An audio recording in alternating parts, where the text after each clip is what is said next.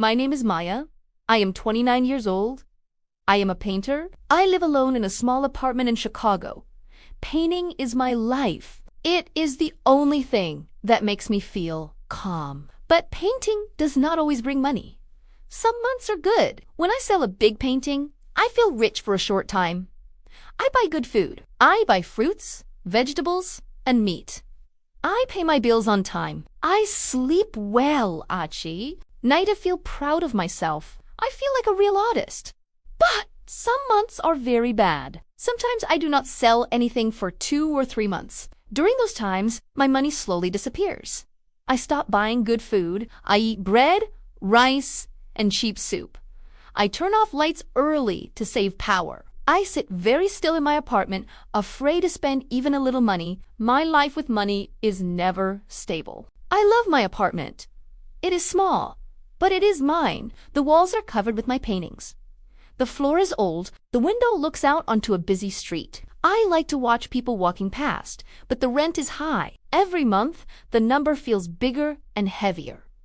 Then my biggest problem begins. I do not pay the rent for 1 month. I tell myself I will pay next month. Then I do not pay for the second month. I feel sick every time I think about it. By the 3rd month, my bank account is empty. I check my phone again and again, hoping to see money appear. It never does. I stop answering calls. I stop checking messages. When someone knocks in the hallway, my heart jumps. At night, I lie in bed and stare at the ceiling. I think about the rent. I think about my landlord, Eric. He owns the building. He is quiet and serious. I know he will come soon. One morning, I hear a knock on my door. My hands start to shake. My mouth feels dry. I already know who it is. I walk slowly to the door. I take a deep breath and open it. It is Eric. He looks tired. His face is calm, but his eyes are firm. He says, "Maya, we need to talk. You are 3 months late. I cannot wait anymore."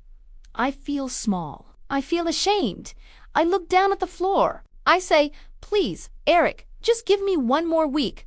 Only 7 days. I have someone who wants to buy my painting." I promise.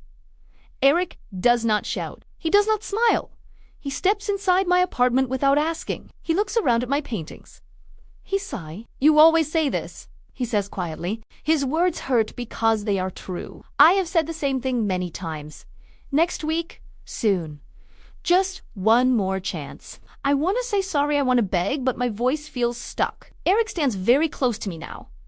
I can feel his breath. My heart beats fast. I suddenly notice things I never noticed before. His eyes, his hands, the way he looks at me, not like a landlord, but like a man. He says, "Is there another way to fix this?" For a moment, I do not understand. Then I see his eyes. They are not looking at the paintings. They are not looking at my hands. They are looking at my lips. My chest feels tight. A clear thought comes into my mind. This feels wrong. He is my landlord. I am scared and lonely, and that makes everything confusing. A small voice inside me says, "Stop. This will hurt you later." For one moment, I want to step back and say no. He did not touch me yet. He waited. The choice was still mine, but I do not move. I stay where I am. I want to feel close to someone. I want to feel seen. He leans closer.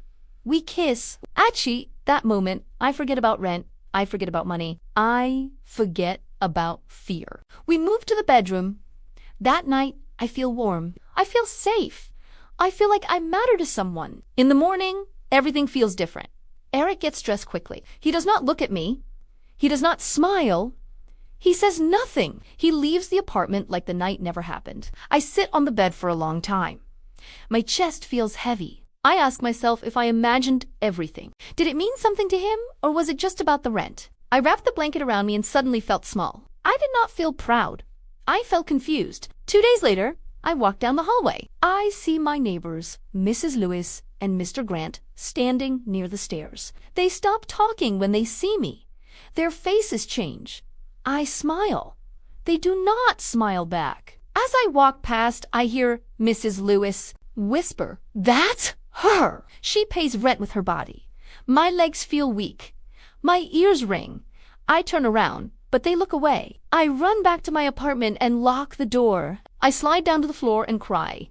How do they know? Did Eric tell them? That night, Eric comes again.